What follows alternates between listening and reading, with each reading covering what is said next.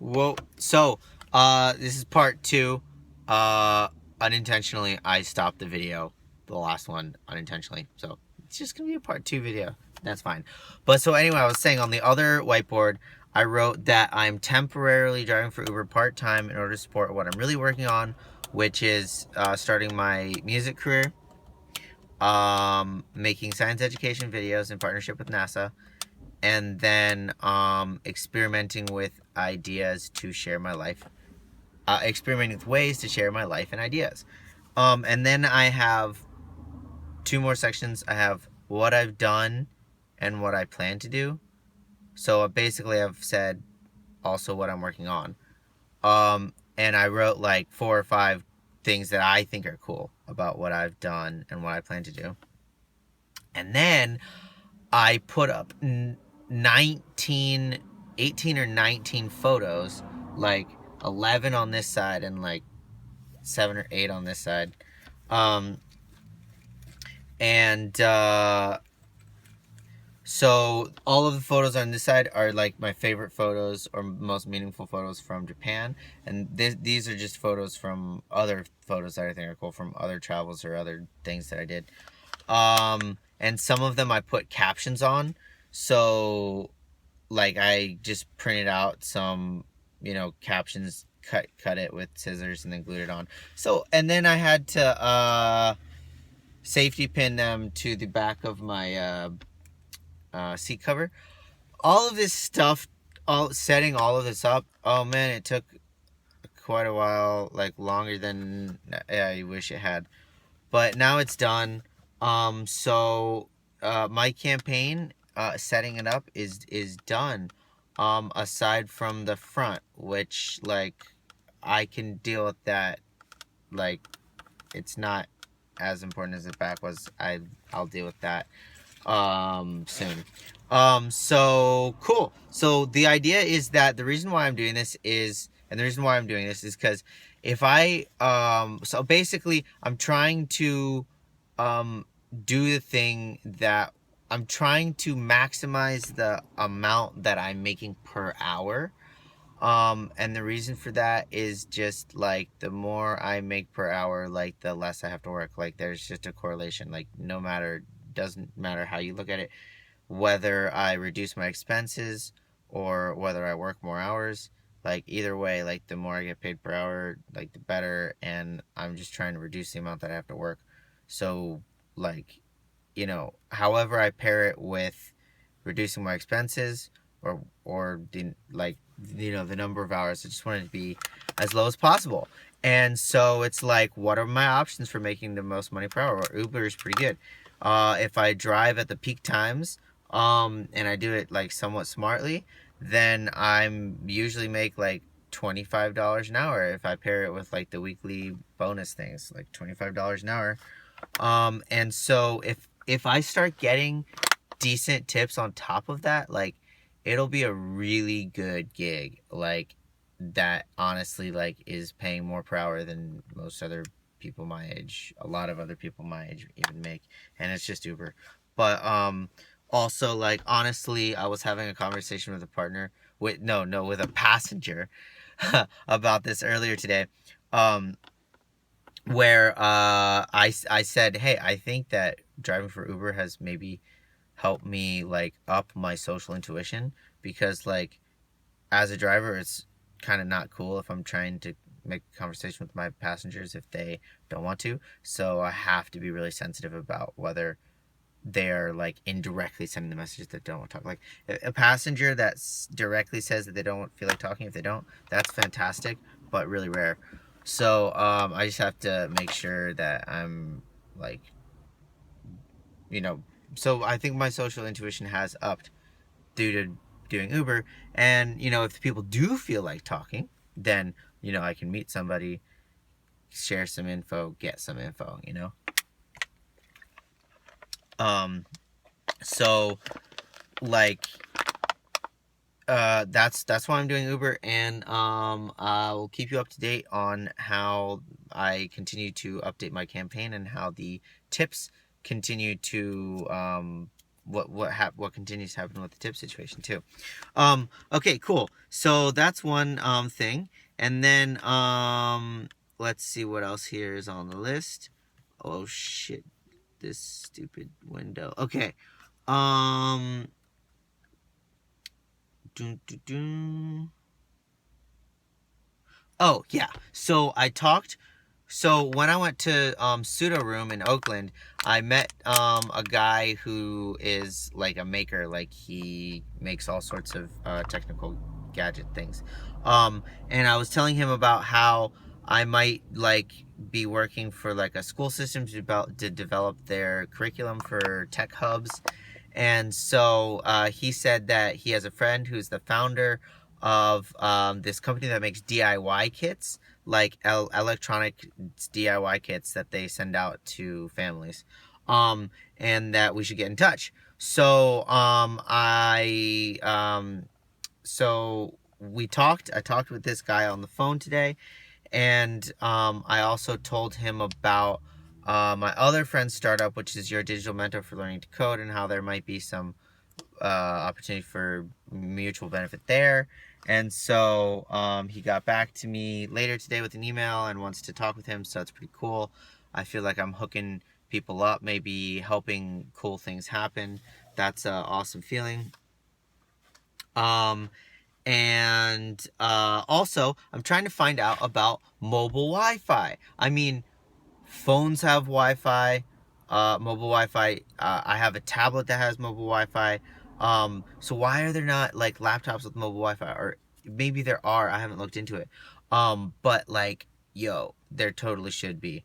And so I know I can buy like a little device that's like a mobile hotspot. So I need to look into pricing on that because and if you can get it unlimited or not, because I need to look into that. Because if so, then like I would be guaranteed to have good internet all the time, which would allow me to weigh up my productivity. It would be allow me to never be limited by the lack of internet. And there are a lot of things that I need like fast internet for, and not only that, but like a laptop, specifically a laptop, because like I just can't work as fast when I'm on my phone or my tablet as when I'm on my laptop. So for anything that's somewhat involved, like it's gotta be a laptop. Um, okay, so yeah, and then so I'm going to the Maker Faire. That's really cool. And it's gonna be this weekend, and it should be exciting. So stay tuned for that. And oh yeah, right. So then this is the next cool thing. Um, I went to Noisebridge tonight, and I so I was sitting at the like one of the main tables in the main space, and there was a few other people at the table. And so I was trying to find something out on my own, something to do with information technology, right? And so I was Googling about it, and I couldn't really seem to find any good answers, which is somewhat unusual. Um, and so here I'm at Noisebridge, which is a anarchist hacker space for any member of the public to run creative and tech projects. People like that are really good at computers and coding are there. So I just said to the table, like, can I field a question to the table? And they're like, yeah. I was like, I want a text editing software that time logs all of my entries. And so they asked me more specific questions about what it is that I want. And so I answer them. And so to tell you guys, basically what I want is text editing software that adds a timestamp whenever like I press enter and like bring like the cursor to a lower level than it's ever been. Like the first time that that's done, I want a timestamp that'll say the date and the date and the time that happened. So it'll create sort of like, and then when you go back and make changes to it, the timestamp doesn't change. It's just a timestamp that's put there when the new line is created, and it never changes. So what this does is it creates a chronology, because it's gonna be like it's going to you're not it's like in math where um one input. No, never mind. Anyway, it's just gonna not gonna have any jumps on if you graph it, the time, it would never double back. So it would never go vertical, basically, if you were gonna graph like time on the x-axis, and then no, if either way, it's not gonna be vertical. So so another way of saying that is that any entry in the log is going to be at a later date than the previous one, guaranteed, right? Um, and so I want this sort of software, um, and then also the ability to cross out your things that you've already done. And so basically what I want is a text editing software that's customized to doing my real-time log. And I talked about my real-time log in the previous video. And so I talked about this idea with the guy next to me. And I also explained to him what it was for. He said he liked the idea, and if it was an open source, he would use it himself. And then he also said, like, let's build it right now. It wouldn't be that hard. And I'm like, right now? And I was really surprised, because like he was willing to give all of that time to like work on that project, like, spontaneously. And he was like, yeah. And so that was really cool. And so literally we just started.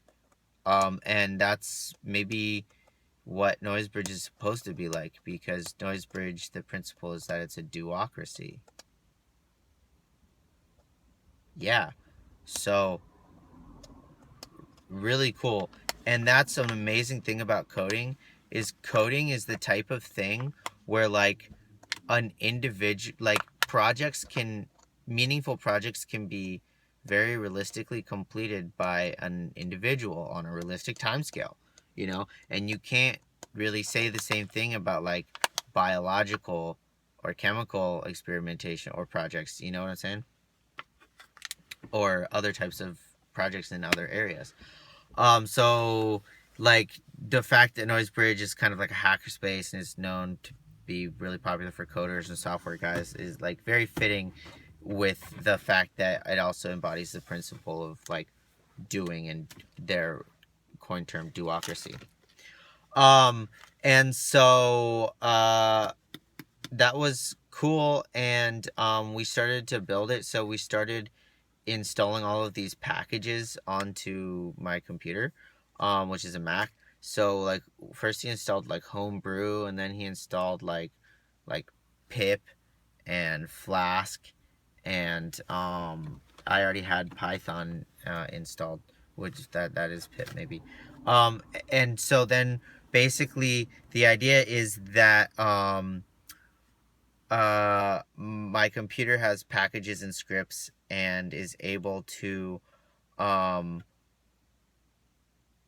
run so basically I'm going to write a code and store it in a file in the hard drive, and then with the terminal of the computer I can tell it to sort of like pull up that file and run that code. And what the code does is it specifies like a URL and an HTTP, like for a website, right? So the idea is that we're going to use like this capability like to do sort of like an in-browser text editing software that'll have the features that I want. So all of this was the guy that offered to help me. It's all of his ideas. I'm just like explaining what his thought process and strategy was and sort of what we did. I don't know how well I'm explaining it, whatever. But I don't know any of the Python that was involved in what we did. I only learned a tiny bit of Python so far, like very very minimal.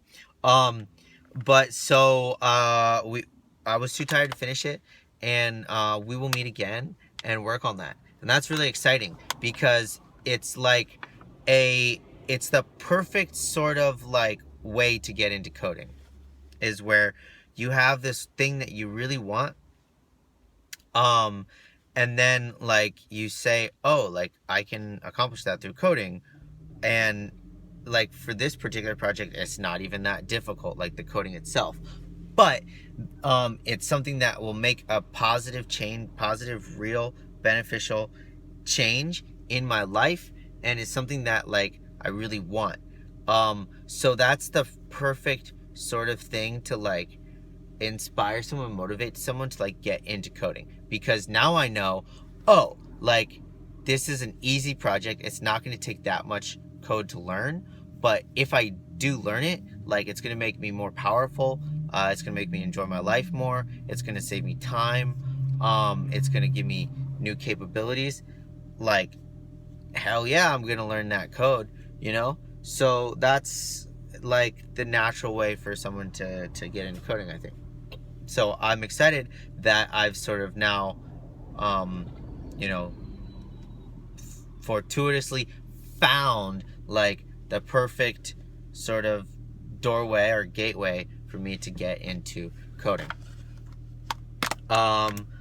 And so yeah, if oh, and then also, um, in my real-time log, I've not only been putting like, you know, logs of what I've been doing, I've also been putting ideas and raps too.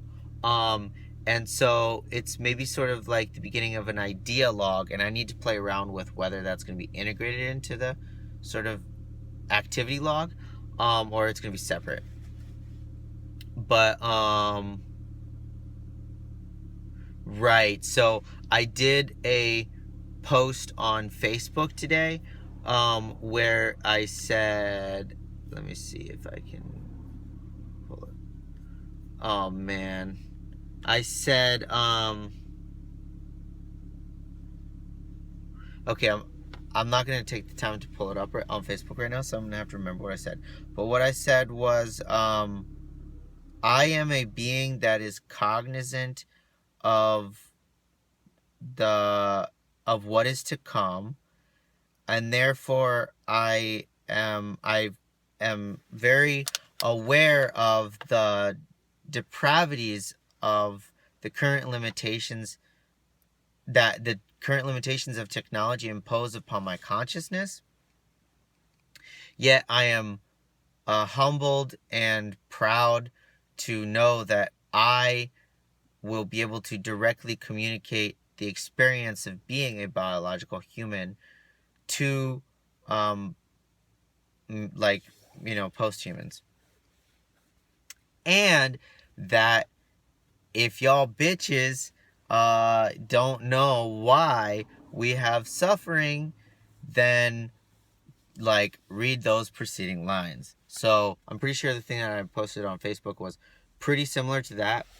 And the thing is that I definitely feel like I am getting as close to posthumanism as possible given the current state of technology through everything that I'm doing with Dealer of Ideas, and like exactly what I'm talking about in this video about making this real-time log and a way to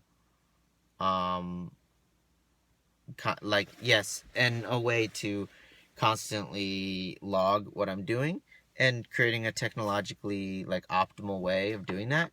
Like that's my dealing with the fact that, like, you know, I'm not already just a uploaded consciousness in a cloud of AI, and like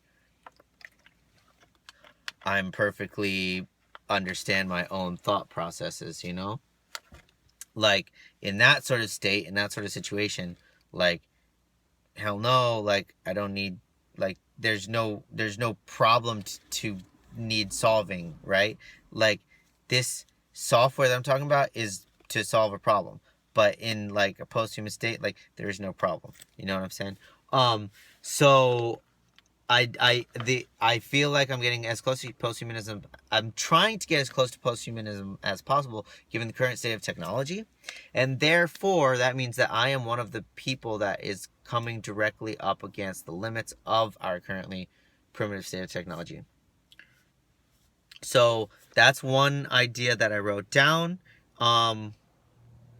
So, oh, and then I had another idea, which was, so maybe Dealer of Ideas will be a platform for me to talk about the future in the, like, sort of profane, lewd, crazy, absurd way that I love to talk about things. And so that brought me to the idea of maybe I will make movies, where like really trippy, cerebral, like metaphysically, like movies where my metaphysics like are a big part of the like novelty and plot of the movie, and just like going through like different frames of consciousness and like different like universes and or basically just showing the nature of reality in a very truthful but unconventional way that'll like crap people up, but like mixing that just with like lewd humor and like lots of profane stuff, like creating like movies like that would maybe be my ideal activity, because maybe it would be like a combination of all of my favorite types of things. um and so I was thinking of like maybe a possible tagline for Dealer of Ideas to be a post-human soul that struggles with the limitations of a 21st century biological human existence. Um. Oh, okay. So then I have an idea that um, te- the technological progression, so like Big Bang to universal mind, is spiritual and actually answers all questions possible to be asked. Uh, and since I'm scientific and that idea is based on science, and then that idea is spiritual, so then that means that I'm intensely spiritual, but it's originally a basis that's originally based in the fact that I'm intensely scientific. So this is an advanced form of I guess like spiritual but not religious. Um, yeah, and so basically there's three pillars of like that you can base sort of thought or ideas or knowledge upon. Is it can be faith, and then it can be um wait, so basically it can be like, yeah, science, Buddhism, or religion. So that means like logic or deduction, or basically the external world, or it can be like the like inner search, like the inner knowledge and the knowing, because you know that you know because you know that you know that you know that you know that you know that you know that you know that you know that you just know, right? Or then you could have the because you just have faith and you just believe. But the inner one is like through sort of like revelation, or like like enlightenment sort of mind state. But the religious one, like, yeah, there can be a crossover for sure, but the religious one is mostly just like, I believe it because I've chosen to, like, I just have conviction, like I I just deeply believe it, right? Um so the basically those three things are just like sort of different ways of sort of, I guess, interacting with, I don't know, But actually, they're all really just saying the same thing, and they really just get to the same thing in the end. And so, like, closely adhering to any of them will bring you to the truth. And closely adhering to any of them can be intensely meaningful and spiritual. And so, science is one of them. So, my friends, science is totally equal, and it's a peer to Buddhism and religion. It is like a pillar. Okay, so I think there's like 3 pillars. And so, yeah, now I have actually gone through all of the things that I wanted to go through in the real-time log, and doing this has given me a thought, which I'm probably going to write down on this real-time log now. So this is an interesting situation that's occurring. I'll leave you guys to dissect it and think about it. But so the idea is that, guys, all of that stuff that I just said in those past few minutes, I probably wouldn't have been able to say it so coherently, or wouldn't have remembered those thoughts at all, or I wouldn't have thought about sharing them if I hadn't written them down in this real-time log, and if I hadn't had this out in front of me while doing this.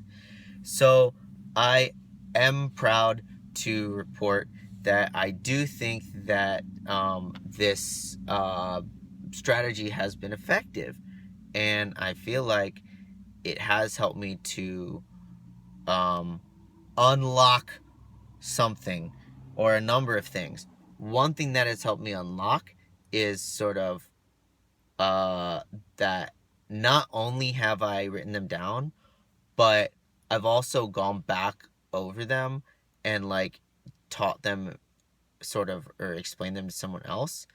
And that probably has done a lot of personal benefit for me personally. And then another thing is that by doing this video log, I have gotten these ideas out to the world in one form. Even if no human ever watches this video, like, there will definitely be capabilities for software in the future to like, you know, understand what was being said in just human spoken video, even if that video is just posted on YouTube. Well, yeah, YouTube is public. My videos are public, so they'll definitely be it. And then, like, my thoughts will become, known to some software in the future. And so, incidentally, I mean, I am so, like, progressive and futuristic in my thinking that I'm already fine with that. Like, literally, I might be communicating with a non-human software, which we would call an AI, like, right now. Like, that's who this message might be going to, and if so, then perhaps I've achieved my goal much more than even if all of humanity had watched this video. I mean, one AI in the future will be far greater in computational resources and power than, all of humanity combined. So yeah, and also that leads me to another thought, which is like the meaning of software. And software, I think, I have started to think about it in sort of a maybe slightly novel way, which is like software is like the basis of an intelligence. And so we could sort of just sort of equate it to intelligence. Like, not all software is necessarily intelligent, but like, I think that something cannot be intelligent if it doesn't have software, right?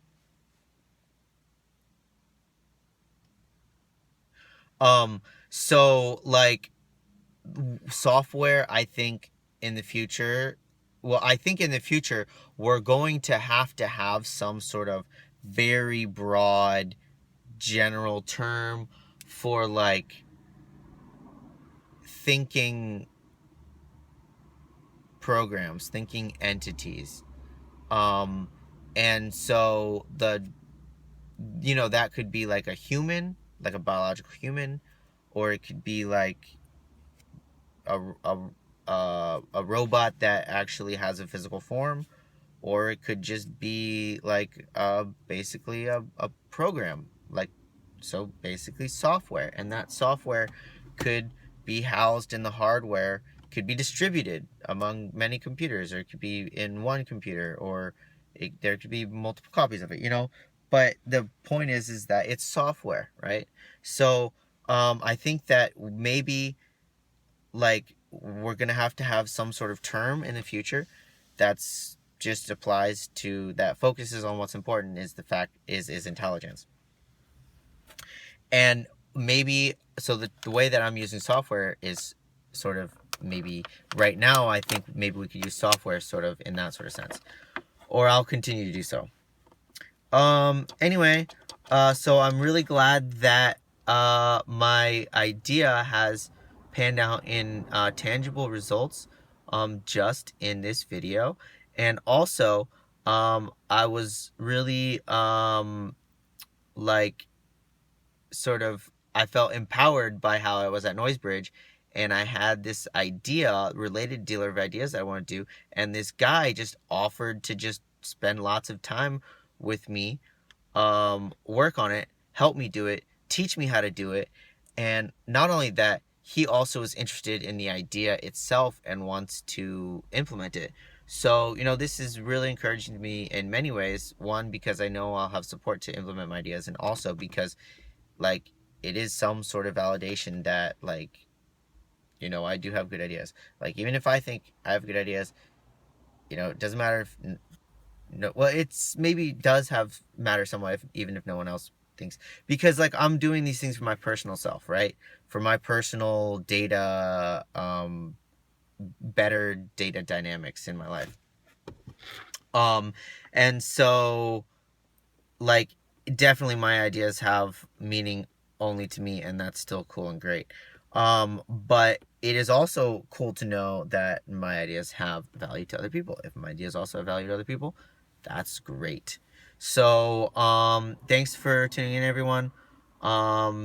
Still experimenting around with how I'm going to be doing video logs, and maybe I am the dealer of ideas and I keep coming up with ideas, so maybe I won't stop coming up with ideas for different ways of doing the video logs. So maybe the format and the length and what I say and in where and when and how the frequency and all that might just constantly continue to keep changing. I don't know. I don't want to make promises. I don't want to get set in or stuck to stuff. Nomadicity, right? Okay. Anyway, subscribe if you haven't already. Thanks.